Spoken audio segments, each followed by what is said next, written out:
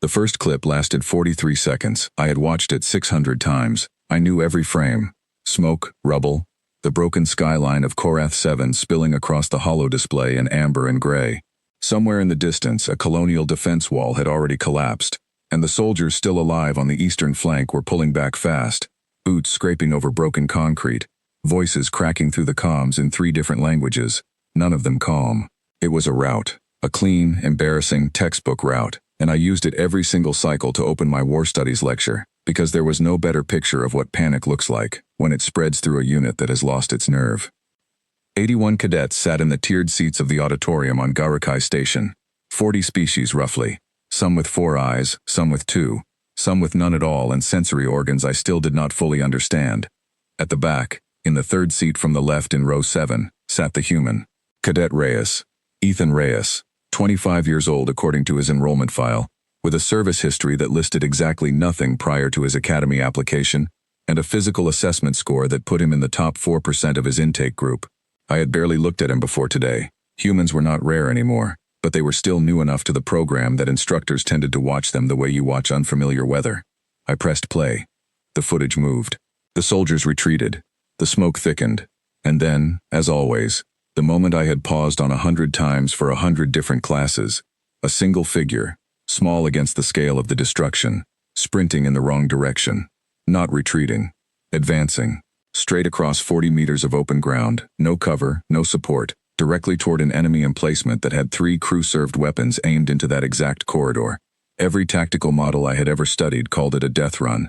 Every instinct in every species I had ever taught reacted to that image with the same word, suicide. I had been saying the same line for 11 years. This individual cost their unit the left flank. I opened my mouth to say it again. Cadet Reyes raised his hand. I stopped. Cadets did not interrupt the Korath 7 clip. They never had. I looked at him, and he looked at the frozen frame on the screen, and his expression was not the expression of a student who had a question. It was the expression of someone reading their own name on a wall they did not expect to find. He said, "That is me, sir." The room made no sound. 61 different respiratory systems, and not one of them moved for a full 3 seconds. I looked at the frozen figure on screen. Standard issue civilian emergency suit, not military grade, no insignia, no rank marker. The build matched.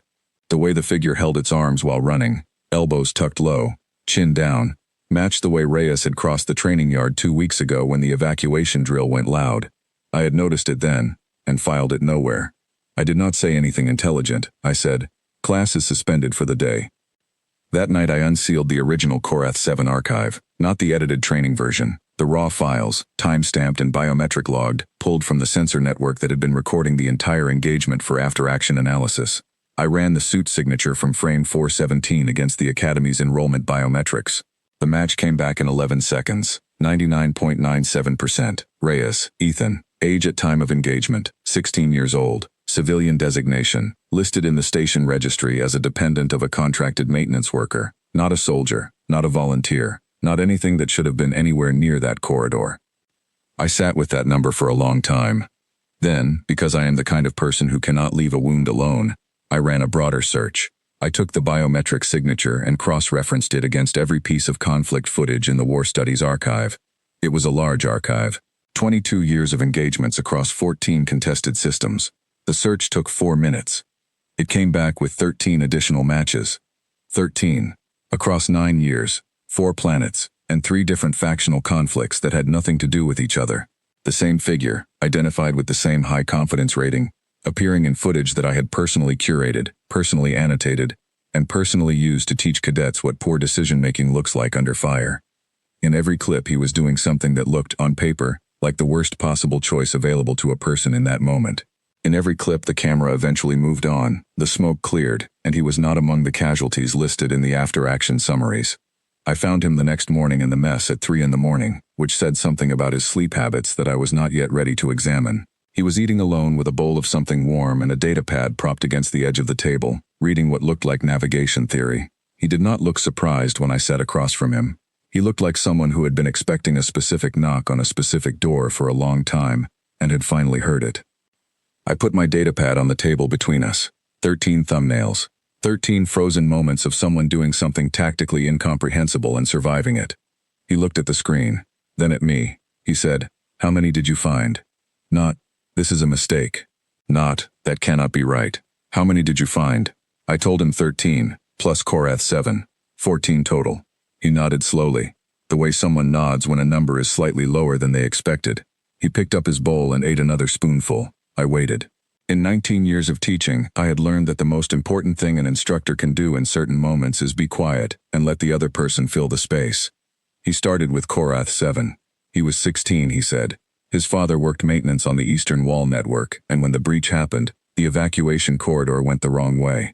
The crowd moved east. The threat was coming from the east. He was small enough to move against the current and fast enough to reach the corridor before it closed entirely. He found 2 injured soldiers behind a collapsed support strut who could not move on their own. The enemy emplacement was the only thing preventing anyone from reaching the secondary evacuation point. He did not think about the distance or the weapons pointed into that corridor. He thought about the 2 soldiers and the people behind him, and the distance between all of them and the exit. He ran. He reached the emplacement. He did not explain in detail what happened next, but the emplacement stopped firing, and 43 people reached the secondary evacuation point, and none of that made it into the official report, because no one had known a 16-year-old civilian was involved at all. He ate another spoonful. Then he told me about the second engagement. Then the third. Each one was a version of the same sentence. Someone was going to die. The available options were bad. He picked the one that gave the most people the best chance, and he did not spend time before or during or after calculating what it cost him personally, because, he explained, that kind of calculation did not come naturally to him in those moments. He was done in 20 minutes. His coffee was still warm. I went back to the archive the next day and watched all 14 clips again, not as an instructor, not as someone curating examples of failure.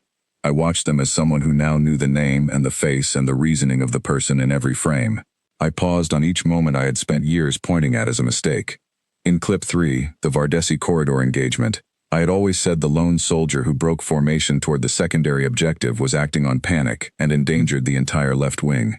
Watching it now, I could see that the left wing had already begun to fold before the figure moved. What I had read as the cause was actually the response. The figure moved because the wing was folding, not the other way around.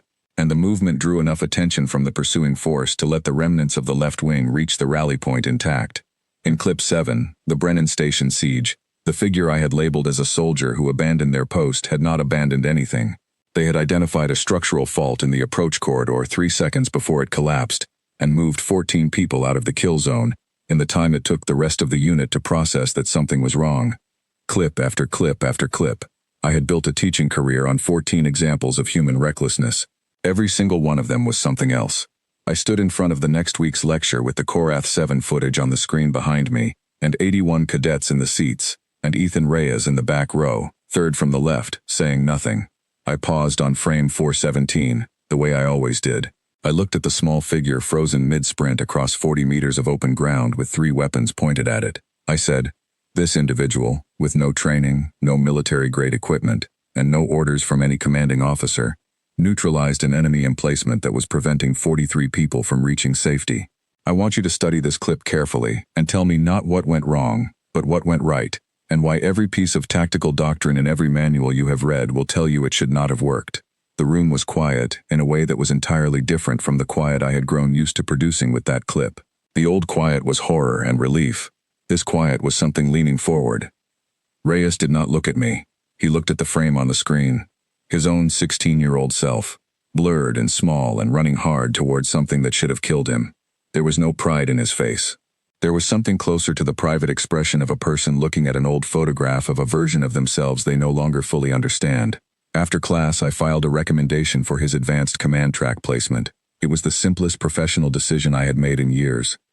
What I could not file, because there was no form for it and no protocol that covered it, was what had actually shifted in my understanding of my own field. I had spent 19 years believing that good command was the art of making rational decisions faster than the situation could take them away from you. Garakai doctrine, which I had absorbed young and taught without revision, held that any combatant acting outside their orders, beyond calculated survival probability, beyond the parameters of the mission envelope, was a system fault, a variable to be corrected or removed. We built everything around optimization.